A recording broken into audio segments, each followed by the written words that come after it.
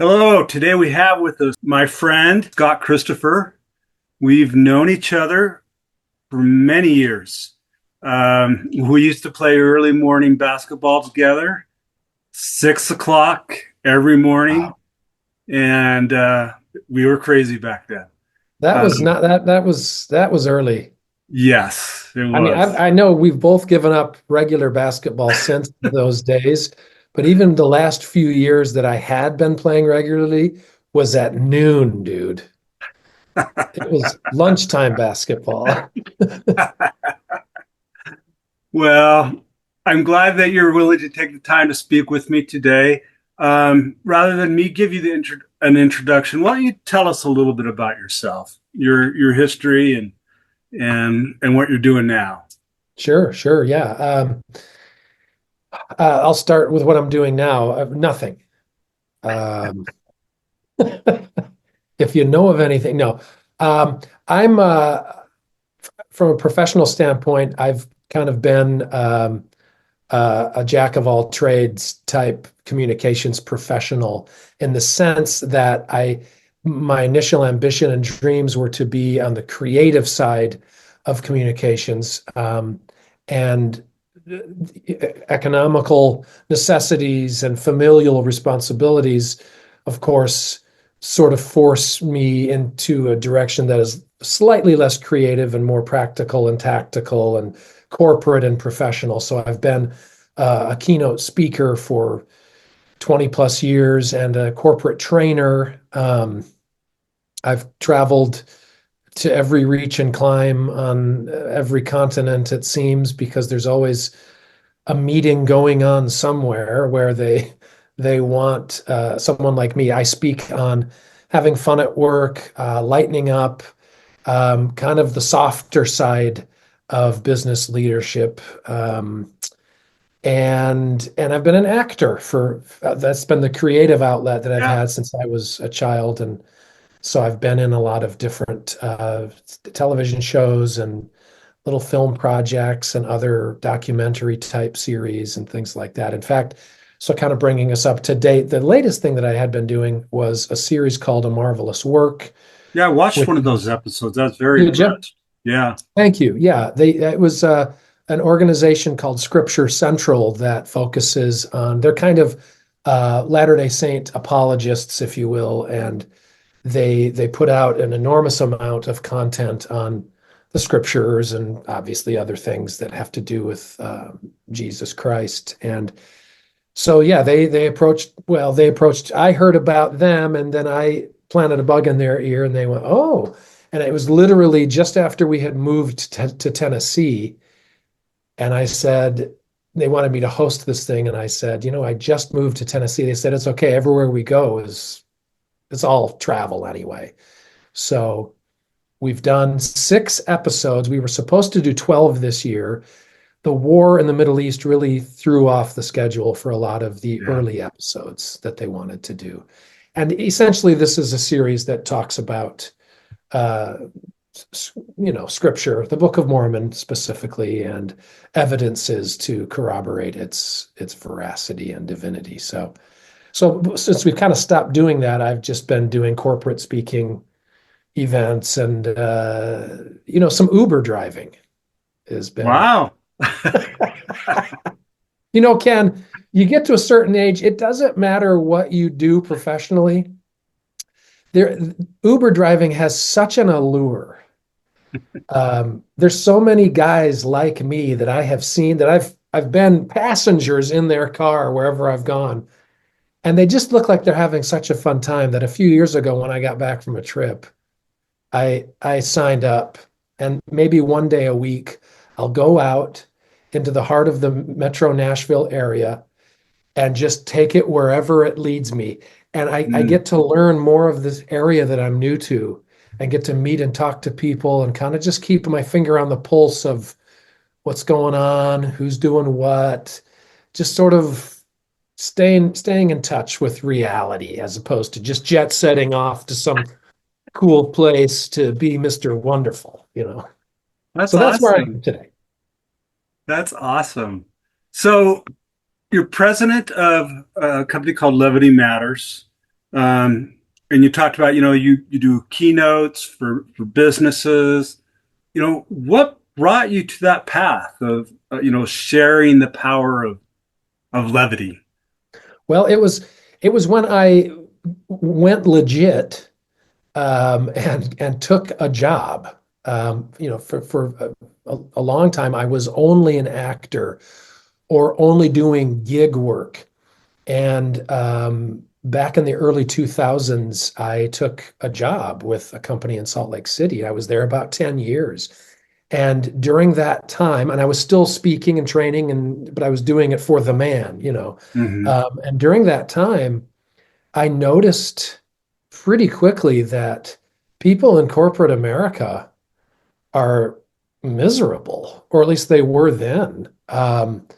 Just they took everything so seriously, like no one's going to die on my watch. We're not NASA. We're not sending a man around the moon I mean, it's truly no one is going to die on our watch here at Acme, Nut, and Bolt or wherever we work. And I just thought, I can't imagine how they expect their employees or especially their clients and customers to react favorably and positively to just grumble, grumble, knitted eyebrows, clenched jaws all the time, just a sense of gravitas that exists. And of course, business is important, but I just figured there must be something else. People need to lighten the heck up. Yeah. And so I convinced my boss at the time, who had already published a couple of best-selling business books, to co-author a book with me called The Levity Effect: Why It Pays to Lighten Up. And that was that was in 2008. And that's kind of the genesis of it. Sweet. So, I know you'll probably take an hour long keynote, and go into all the details, but, maybe give me the 1 minute, 2 minute, what are some of the key messages that you try to get people to understand? Yeah. There's three words that I've landed on, either by inspiration or frustration or just time passage. But through the evolution of the message, it started with these five levity effects Okay. and how levity affects communication and profitability and trust and all these other things. And through the years, I've pared it down to three simple rhyming words: latitude, attitude, and gratitude. So that levity is not in its essence just about being funny and wearing a red nose, honk, honk, and telling jokes. It's truly the act of becoming lighter, which is what levitas, levity, and gravity, which is its opposite, is all about. And so that includes things like latitude as a boss, as a parent, as a coworker, allowing others to be who they are, to express themselves the way they do, to innovate, to collaborate with them and accept their feedback and their ideas, give them credit for them. And that's really where gratitude comes in. Yeah. Because I worked at an organization that was all about employee recognition, the gratitude component was sort of sewn into my costume. It was like that Yeah. was part of my DNA, was helping companies learn how to be more grateful and be. Speaking of latitude, this is a great example. I just looked out my office window. The neighbor kid, Rusty, is teeing up a golf ball on my lawn. It's one of those wiffle balls with a driver. Sorry. And I am not going to go out there and be Clint Eastwood, get off my lawn. You know what I mean? I'm going to just let the kid have fun because grass in Tennessee, oh boy, he's really working on it. Anyway, and then attitude is the other one. Come on, Rusty, hit it. Boom. Nice. I can't see the actual shot, but his form and he didn't even take up a divot of my grass, which was really, I think, considerate of him. But attitude is then what you actually contribute to the environment, to the work culture. So if latitude is letting others be who they are, and gratitude is thanking and praising and acknowledging them, attitude is your own contribution in terms of lighten up, having a sense of humor. So I know that that was way longer than the answer you were hoping for, but don't forget it was interrupted by an object lesson right outside old man Christopher's window, and I did not throw a rock at him. So pretty good. I wish I could turn the can. I could, but you anyway. So, I've watched a few of your, I don't know, posts or whatever, and you are quite funny. Oh, Um, thanks. and, you know, but you make a distinction between humor and levity. Yeah. Maybe explain that distinction a little bit. And you already have kind of, but Yeah. I think humor is part of levity. That's the main distinction, is that okay. it's not the overarching, it's not a synonym for levity in my world, in my construct that I think I'm the only levity guy in the world that talks about it, that teaches and preaches and evangelizes, that's taken the time to sort of dissect it and determine its value in any situation. And it's because humor is a part of of levity. And but again, how we treat people, the degree to which we are appreciative, the degree to which we are gracious and kind. For many people, that is lightening up. In fact, usually when you say lighten up to Yeah. someone, you mean it that way. Come on, Ken, lighten up. You got a stick up somewhere. Like take it easy on the kid on the lawn. And so when you think of levity in that sense of lightening up, it's not as much about being funny as it is about being lighter, more forgiving, or just fun. A fun person isn't necessarily funny. They're just Yeah. fun. They have a twinkle in their eye. In other words, you were saying, you're actually quite funny, but it sounded like what you wanted to say is I'm not, or a lot of people aren't. What do you say to them? And that's what I'm saying is it's not so much about your sense of humor. That's just one sense. Mhm. There's also a sense of compassion, a sense of fairness, a sense of equality, a sense of timing, a sense of style. There's all kinds of different little senses that are hard to quantify or to define. And a sense of humor is one of them. And a sense of humor doesn't mean that Ken actually tells the jokes. It can mean that Ken actually gets the jokes, allows the jokes, tolerates the jokes, isn't infuriated by an atmosphere where jokes are told. That's My wife has a fantastic sense of humor, and she's never once started a sentence with a guy walks into a bar. Are you with me? You know what I mean? Like, she's not a joke teller, but she has a Yeah. great sense of humor. Awesome. You know, you mentioned your wife, and that kind of segues into my next question is, um, why is levity important in relationships? And how does it help us in our interactions with others? Yeah, well, it's funny. There's almost all of the answers that I would give would be purely anecdotal. Like, there simply is no need for any academic response to that because generally I don't have one. Um, and but from my own experiences, when I ask people, especially women, okay, what do you look for in the ideal partner? Looks are not the number one thing.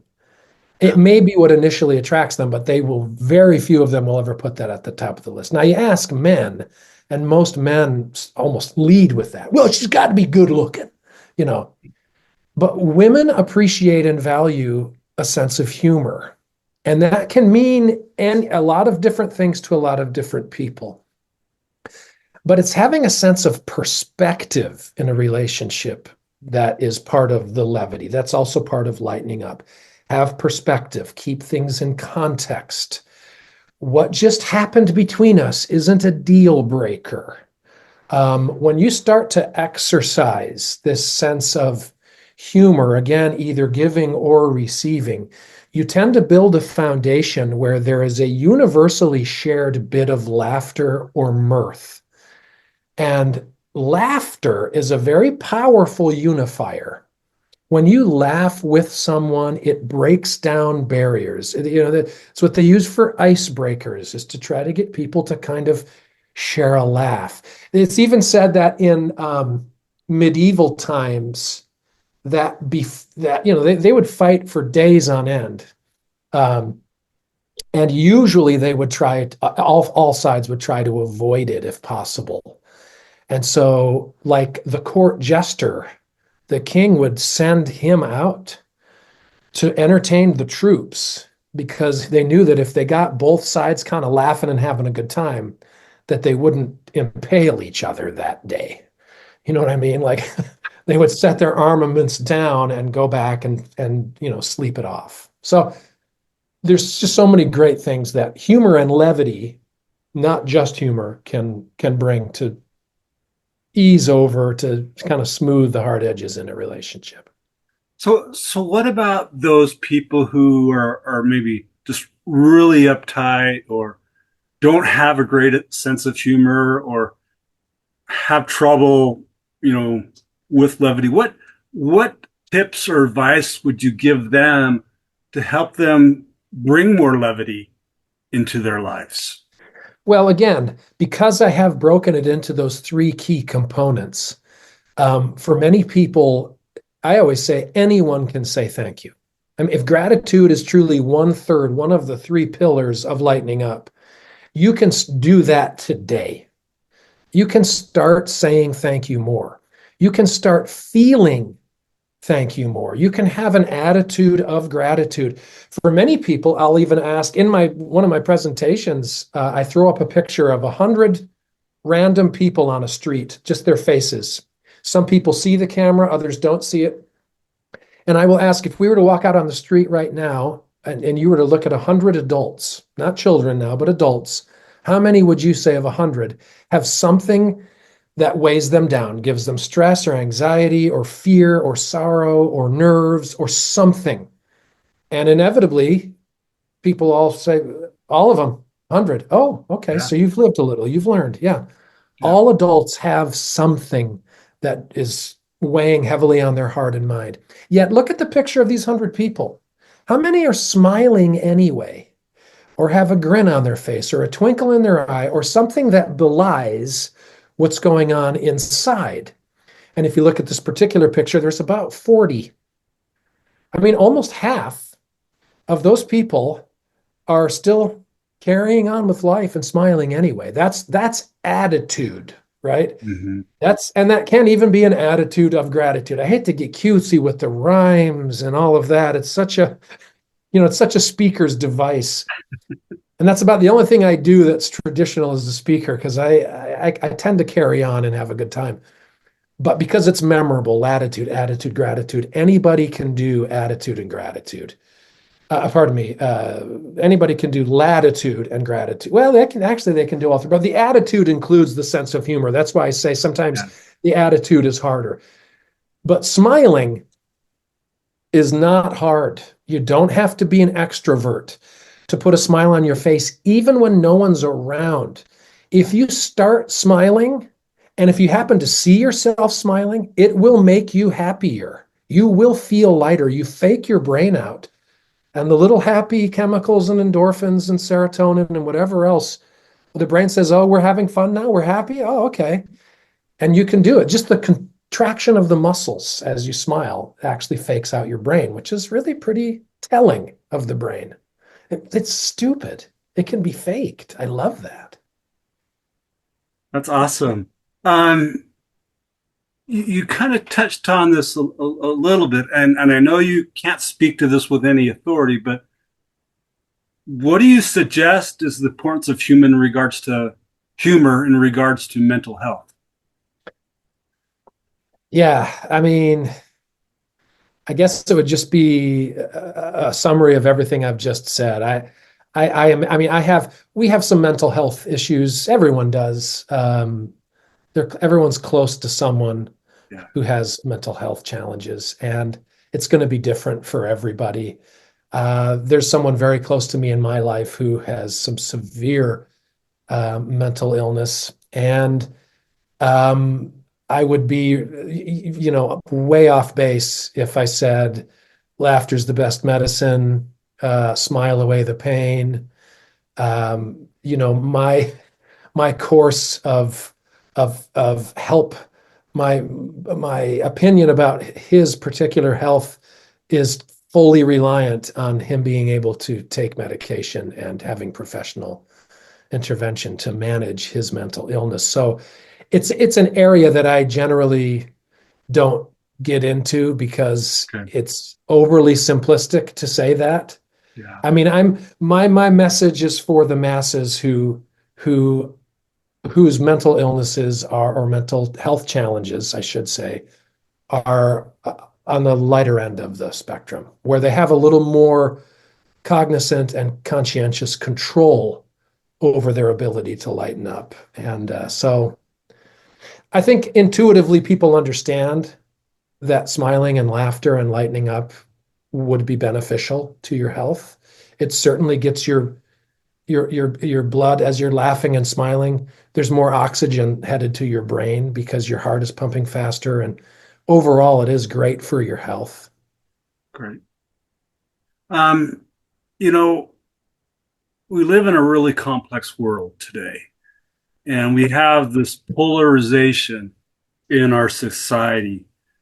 Can levity help maybe create a bridge between these polar opposites, or what are your thoughts on that?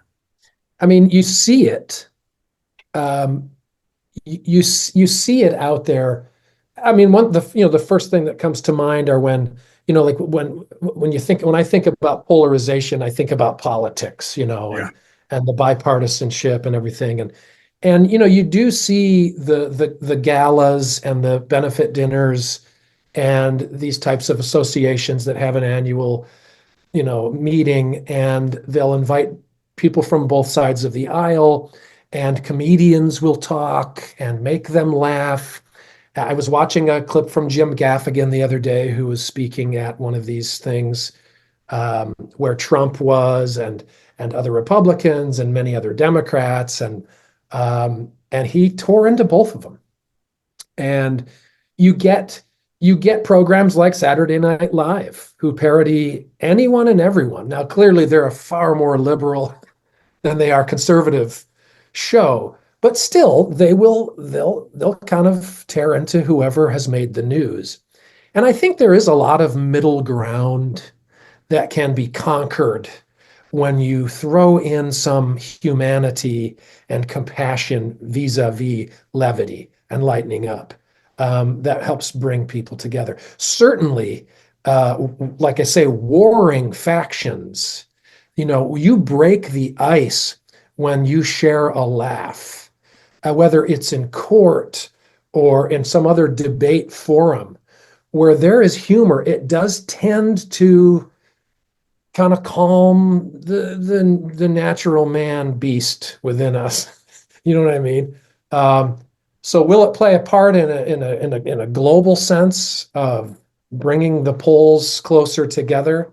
I don't know. I certainly hope so. I know that I've always longed to vote for elected officials that aren't just politicians, that don't just say the right things. Even Bob Dole, years and years back, even when he lost to Clinton, his whole persona was just so serious the whole time with the whole political thing. And, the veteran with the arm and just every answer was just right on the money. But it didn't show a humane side to him. Hillary Rodham Clinton, same thing. She was just kind of known as a battle axe. I'm sure there's much more to her than that. Dole, after he lost the election, all of a sudden is just wearing a sweater and jeans. He's on Letterman. He's on Leno. He's making fun of himself in ED commercials. He's on Saturday Night Live. I mean, it was pretty telling that people are afraid that if they show their human side, the person they are, the Ken Baker that hangs out at home and laughs and has fun with his kids, well, we can't show that side of him when he's running for office or he's doing something serious like being a CEO or some other executive. And that's too bad. And I think it's they're doing themselves a disfavor when people, important people, as they think, keep who they really are away from their constituency. I like that. We've talked about a lot of different things, but I'd like to just, is there anything we haven't talked about that you want, watchers of this podcast to understand about levity or about its importance that maybe we haven't gone into? Um, I would just say that, we kind of talked about a sense of humor a little bit, and how some people don't seem to have one. And I think it's important for everyone to recognize that everyone does have a sense of humor. People too often they liken a sense of humor to the ability to make others laugh. And the fact is that if you laugh at anything at all, you have a sense of humor. But even still, a sense of humor doesn't necessarily mean that you're laughing. It's just that you have a joyous side to you, that there is glee in your soul.